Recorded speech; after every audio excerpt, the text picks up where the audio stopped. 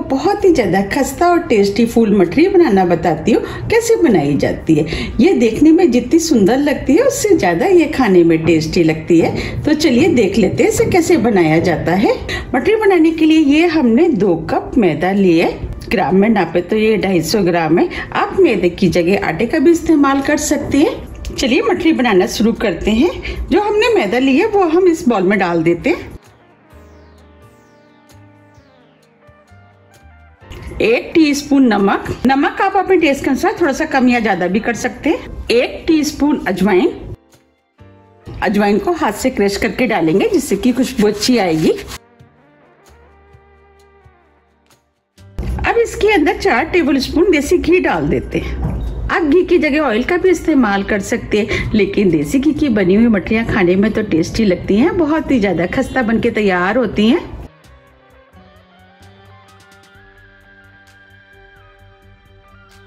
अब हम हाथ से सभी चीजों को अच्छे से मिक्स कर लेते हैं। हम जितने अच्छे से मिक्स करेंगे मठरियाँ उतनी ही ज्यादा खस्ता बनके तैयार होंगे।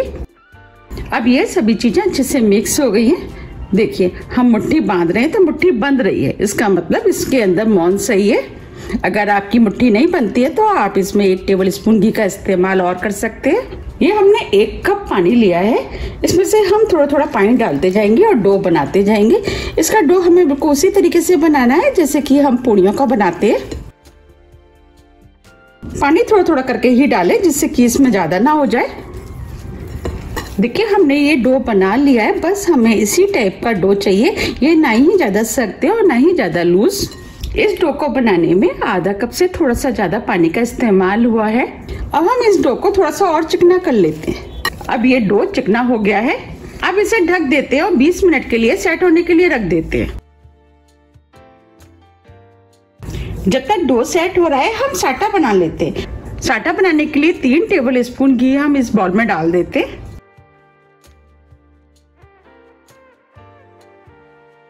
3 टेबलस्पून मैदा,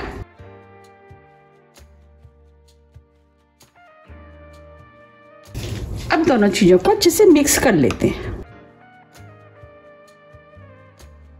अब ये दोनों चीजें अच्छे से मिक्स हो गई हैं। अब ये साटा बनके तैयार हो गया है। अब हम इसे साइड में रख देते हैं। अब इधर 20 मिनट भी हो गए हैं। अब ये डो भी सेट हो गया है। अब हम इस डो को थोड़ा सा और चिकना कर लेते हैं। अब ये डो भी चिकना हो गया है। अब हम इसमें से लोइयां तोड़ लेते हैं। अब हम डो को 2 भागों में डिवाइड कर देते हैं और इस तरीके से हम इसमें से 4 लोइयां तोड़ लेते हैं।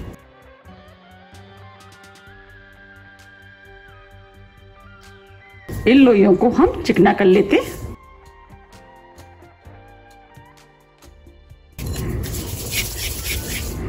देखिए इस तरीके से हम चारों लोइयों को चिकना कर लेंगे। ये हमने चारों लोइयों को चिकना कर लिया है। इसमें से हम 1 लोई ले लेते हैं और बाकी लोइयों को ढक करके हम साइड में रख देते हैं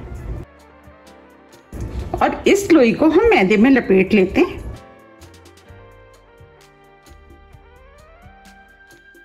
अब जैसे हम पूड़ियों को बेलते हैं उस तरीके से हम बेल लेते हैं।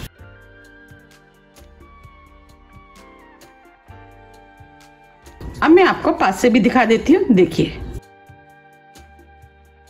इसे हम साइड में रख देते हैं और दूसरी लोई को भी हमने आटे में लपेट लिया है। इसे भी हम बिल्कुल उसी तरीके से बेलेंगे जैसे हमने पहले बेली थी।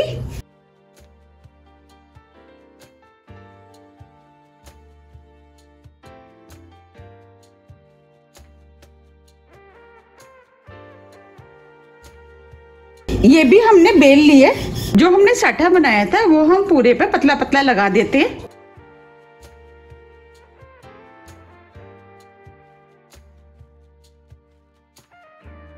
ये हमने साठे को पूरे पे लगा दिया है। अब हम इसके ऊपर थोड़ी सी मैदा लगा देते हैं और इस तरीके से हम फैला देते हैं।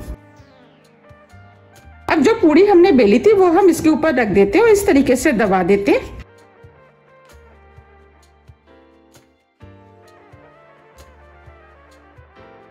अब इस पूड़ी को बेल लेते हैं। हमें इसे बिल्कुल उसी तरीके से बेलना है जैसे कि हम चपातियों को बेलते हैं। ये हमने चपाती की तरह बेल लिया है। अब मैं आपको पास से भी दिखा देती हूँ। देखिए, हमें इस टाइप का बिला हुआ चाहिए। ये हमने कुकी कटर लिया है, इससे हम इस तरीके से काट लेते हैं।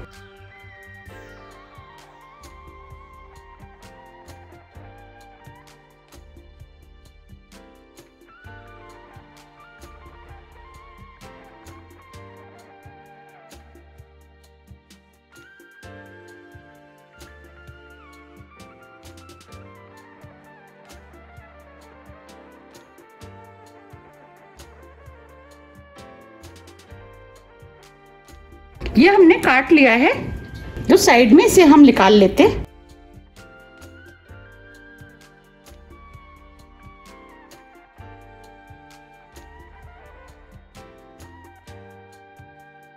और जो साइड में बचा था इसे हम डो में मिला करके दोबारा से मठरी बना लेंगे।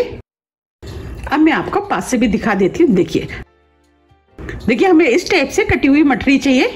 अब हम इसकी मठरी बना लेते हैं। तो बीच सेंटर में थोड़ा सा पानी लगा देते हैं और इसको इस तरीके से हम फोल्ड कर देते हैं और नीचे वाले पोर्शन को हम दबा देते हैं। अब मैं आपको हाथ में लेके भी दिखा देती हूँ। देखिए इस तरीके से, और इसको हम इस तरीके से यहां से दबा देते। देखिए, और इधर नीचे से भी दबा देते।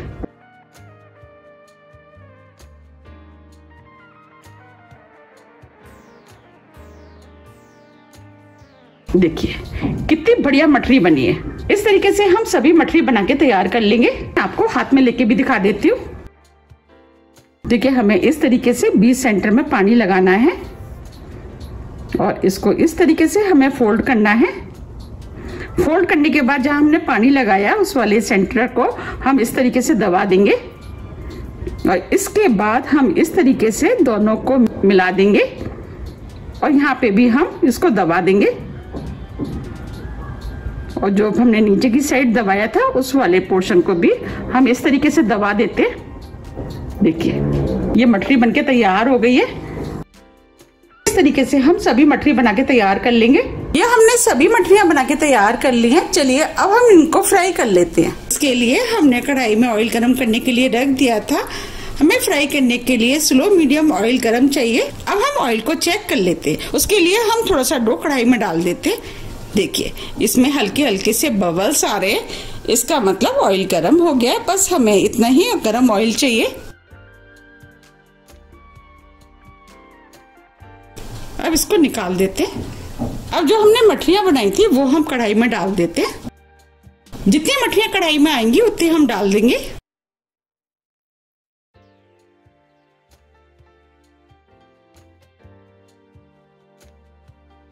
अब मठरियों को स्लो मीडियम फ्लेम पे फ्राई होने देते हैं। मठरियां जैसे जैसे फ्राई होती जाएंगी फूल करके ऊपर आती जाएंगी।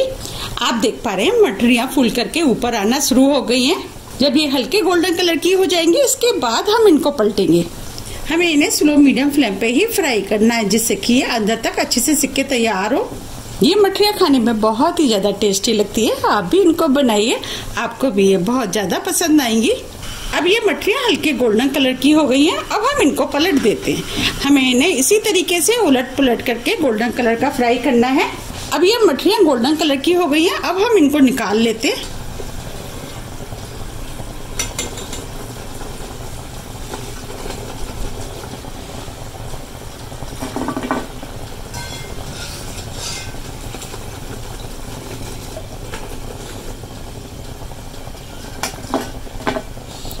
आप देख पा रहे कितनी बढ़िया फ्राई हुई हैं। अब हम कढ़ाई में और डाल देते।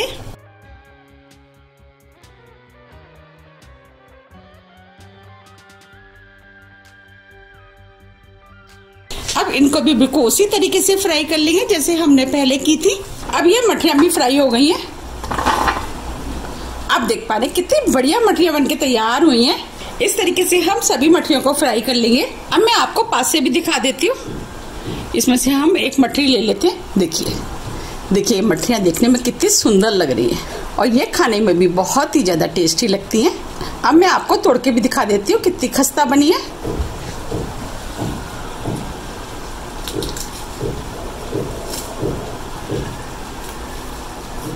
आप इन्हें एयरटाइट डिब्बे में भर करके 1 से 2 महीने के लिए रख सकते हैं और जब भी खाने की इच्छा है आप निकाल करके खा सकते हैं। आप इन्हें गर्मा गर्म चाय के साथ खाएं तो ये और भी ज्यादा खाने में टेस्टी लगती है। अगर आप सफर पर जा रहे हैं तब भी आप इन मठरियों को बना करके ले जा सकते हैं। देखिए बनी है ना कितनी खस्ता। ये मठरियाँ तुरंत मुंह में जाकर घुल जाती हैं और ये खाने में बहुत ही ज्यादा टेस्टी लगती है। अगर आपको मेरी रेसिपी पसंद आ रही है तो आप ज्यादा फ्रेंड और फैमिली के साथ शेयर कीजिए और मुझे कमेंट्स करके ये जरूर बताइए कि आप इनको कब बना रहे हैं।